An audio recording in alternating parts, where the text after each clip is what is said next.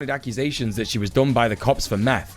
And I gotta say, sharing someone's police report, even though it is public information, as he rightly points out in the video, it's just a weird fucking thing to do. It's like being like, here is the official thing that says that my ex is a bad person. Anyway, he says that in the police report that she was There's nothing wrong inherently with him sharing the police report in an instance like this, especially because the whole point of this video is to prove his innocence.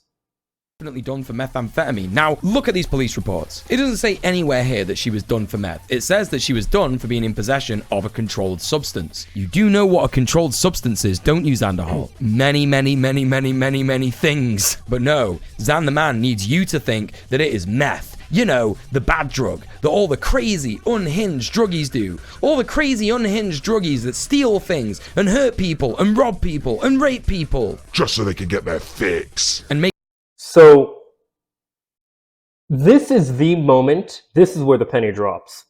This is the moment where we realize that DJ Mule here clearly has not done any research for his wonderful hit piece. Sure, let's look at this rap sheet. Now, it is true that none of these charges explicitly say methamphetamine. That is true. And it is also true that they do say possession of controlled substance, possession of controlled substance. However, if we take a moment, now this is something that I have a huge issue with when it comes to, now this is something that I have a huge issue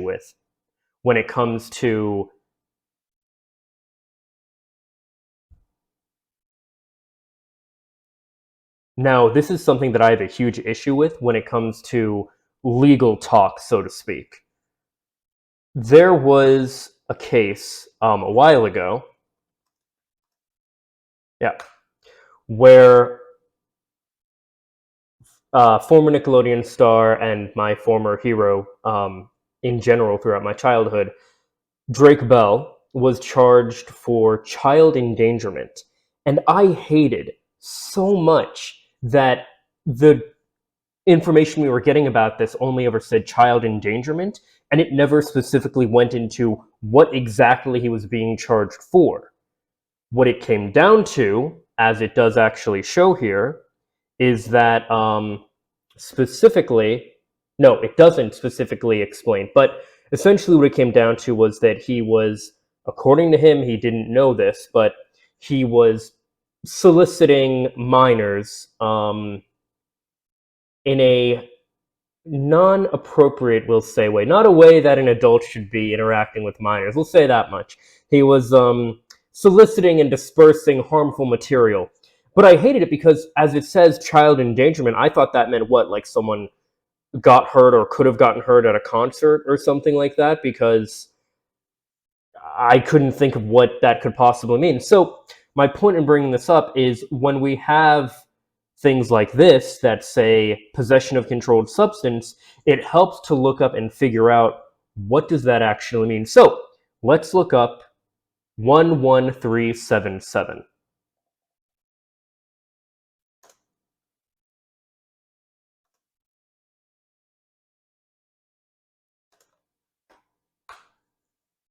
And we find possession of methamphetamine.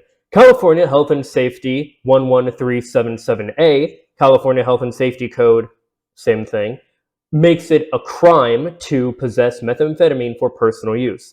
Possession of methamphetamine is described under California Health and Safety Code as 11377A. Look at that, 11377A. Now, I know that this point has been done to death here. There have been people who have been clipped researching it and, properly looking into it and everything. The incredible video that I keep hearkening back to of DJ Mule and Abuser in Leftist Clothing is very... This horse has kind of been beaten to death as far as going over DJ Mule's video here, but I really want to hammer in the fact that he did this right here shows that he just didn't research this. 11377A. You look up the crime code. A friend of mine a couple weeks ago had a crime for, basically what it came down to was it said he ran a red light, but it didn't say he ran a red light. It said like failure to have operating light or something, and it sounded like maybe his tail light was out or something like that. But he got a ticket sent in the mail to him about running a red light. But they're so vague about these crime, not sentences, because it's not like these people are being sentenced to jail, although, Lonnie was. But, they're so vague about these things that you have to look them up, especially if you're claiming to do any well-research and understand the situation here, like DJ Mule claims to be doing for Xanderhal is not your ally.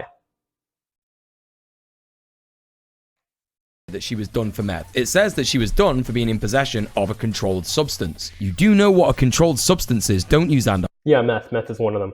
Many things. But no, Xan the man needs you to think that it is meth. All right. Unhinged druggies that steal things and making out.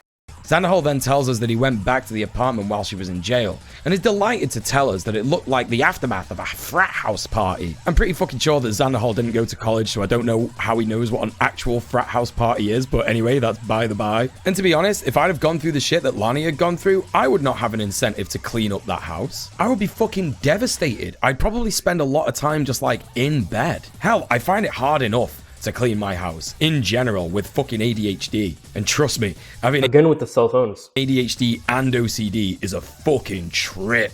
So next he says that he found like some beakers and jars that were in shrink wrap, kind of implying that he thinks that she was going to be synthesizing drugs in the apartment, but probably what was more likely is that she was going to use it for like Etsy store stuff that I think she was doing on the side, because it kind of looks like she was doing that stuff anyway, according to this Twitter post. But honestly, at this point, it really does sound like he's trying to LARP his own Breaking Bad made up. Really funny for him to accuse someone else of LARPing, because, coming from DJ Mule here, when this entire video he's been LARPing.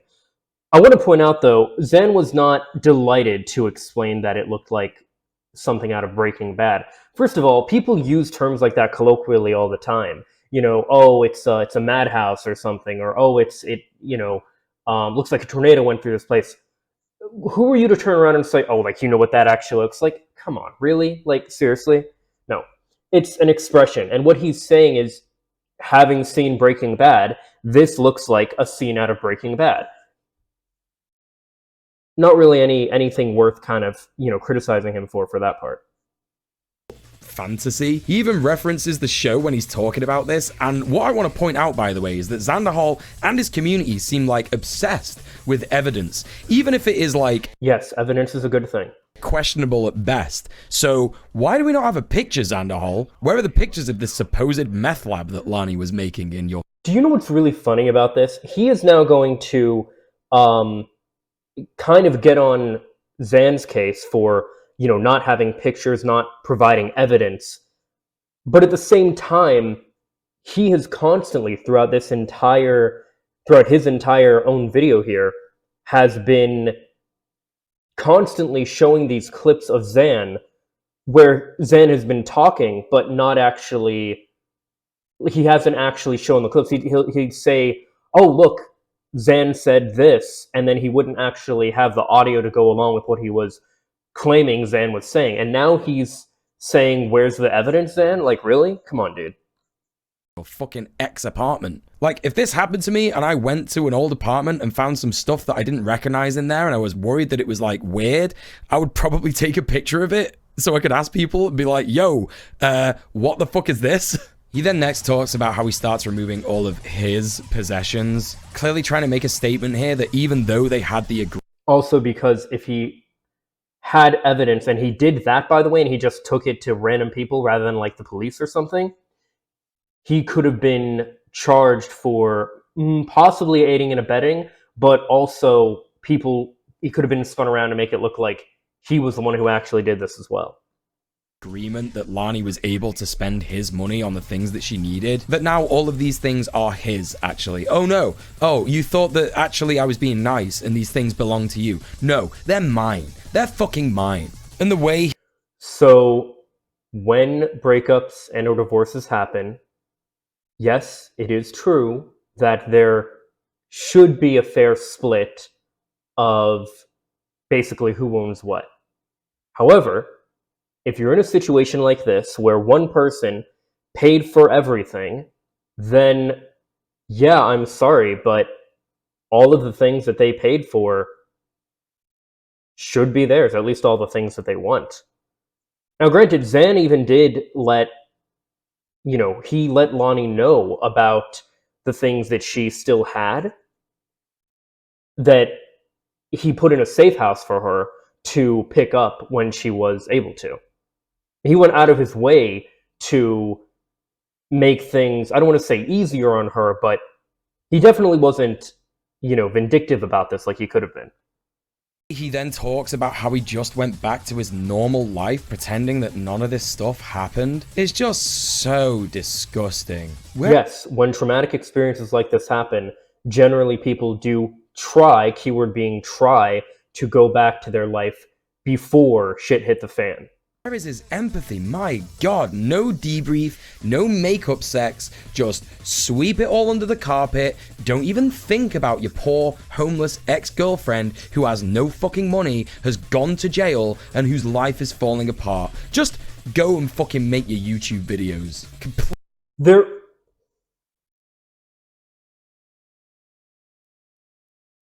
There was nothing to make up for.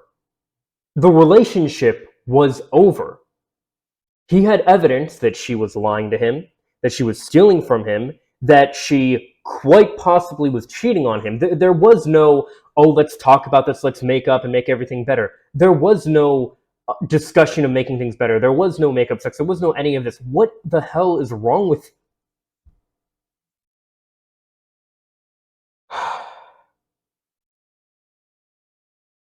The language that DJ Mule uses here is just insane. And I want you to think about this. Imagine how this would sound from the other perspective. Imagine if this was happening to somebody like, say, ContraPoints or Shoe on Head or somebody like that. Imagine this was happening to a woman who's more on the left, more progressive, something like that. And they came out with all this. Someone was trying to defame them and was really trying to hurt their reputation and everything. And they came out and defended themselves in this way that Xan is doing. And then you have somebody say, what the hell was that? No talking about it, no makeup sex, no reconciliation, people would lose their minds, rightfully so.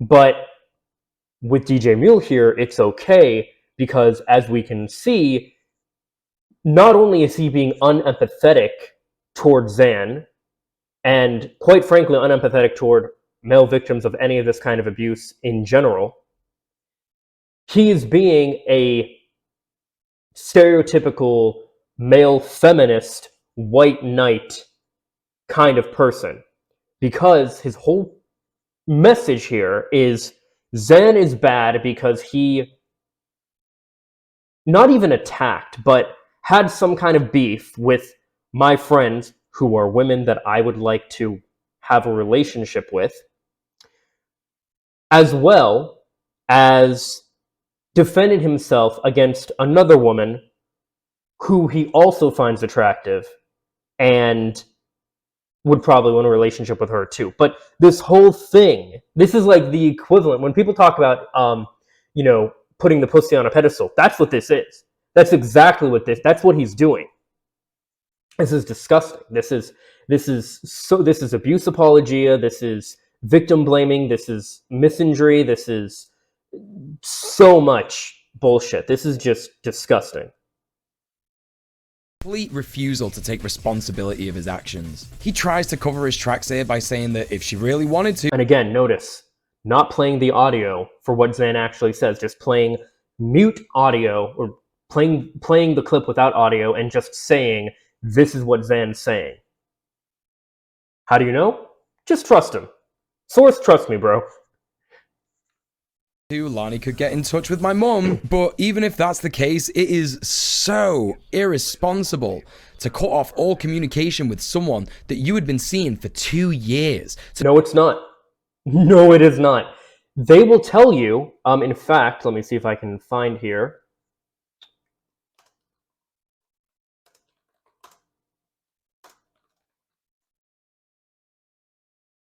The no contact rule refers to cutting off all contact with an ex following a breakup, and it's the best method for moving on from an ex. No contact should last for a minimum of 60 days, and it includes no texting or calling and no interacting on social media.